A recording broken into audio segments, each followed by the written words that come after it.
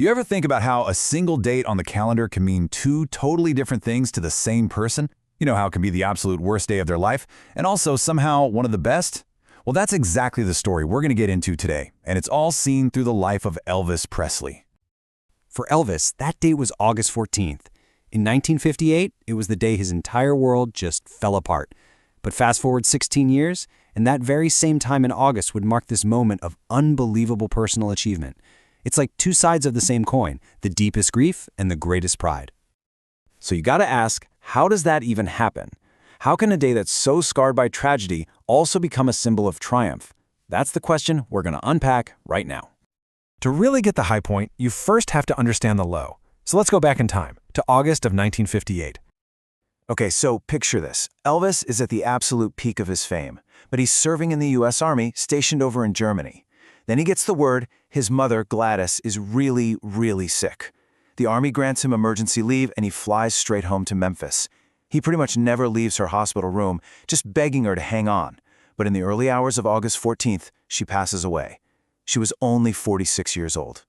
People who were actually there who saw him at her funeral, that's how they described it. He was completely inconsolable, literally throwing himself over her casket. This wasn't just sadness, this was the complete shattering of his entire world. You know, there's actually a term for this kind of thing. It's called frozen grief. It's this idea that a trauma, a wound, is so deep that it never really heals. It stays just as raw and painful years, even decades down the line. And for Elvis, August 14th was the symbol of that wound. So, how do you possibly move on from something that devastating? Well, for Elvis, the answer didn't come right away. But by the 1970s, he had found something, a way forward. And that path was karate. And let me be clear, for Elvis, this was so much more than a hobby. Karate was his anchor. In the middle of all the chaos of his life, it gave him structure. It gave him focus. It was almost like a spiritual practice for him that taught him discipline, humility, and pride. All these values his mother, Gladys, had worked so hard to teach him when he was just a kid. And his commitment was just absolute. I mean, he wasn't just messing around. He was training with legendary masters and even co-founded his own karate institute right there in Memphis. This became a huge part of who he was. And that brings us to the peak of this story. We're back to that same time of year, mid-August, but now it's 1974. 16 years. Just think about that. 16 years had passed since that awful day in Memphis.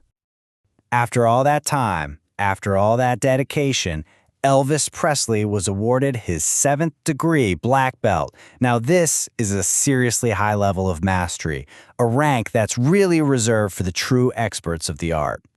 And this wasn't just something he gave himself. It was a formal, recognized honor.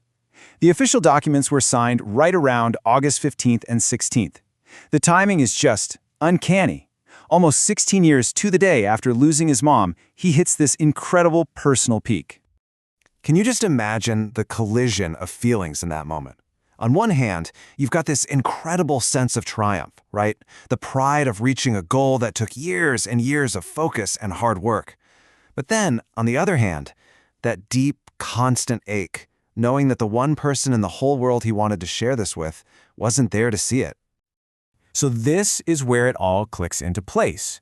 It's about how these two massive forces, grief and achievement, can actually exist at the same time. And maybe, just maybe, how one can give new meaning to the other.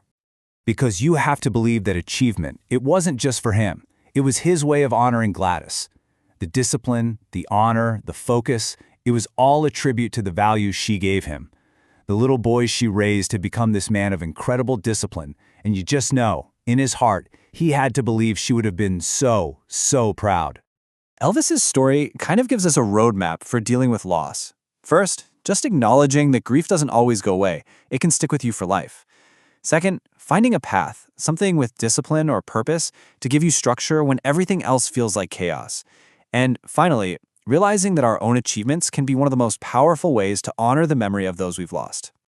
And that right there is why this story matters. This isn't just some random celebrity trivia.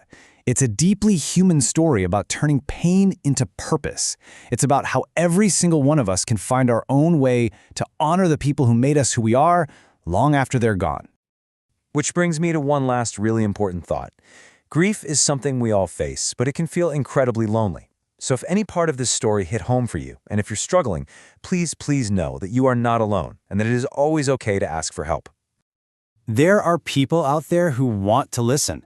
In the US, you can call or text 988 anytime, day or night, to connect with a trained counselor. It's confidential, it's immediate, and it can make all the difference. No one should have to go through these things alone.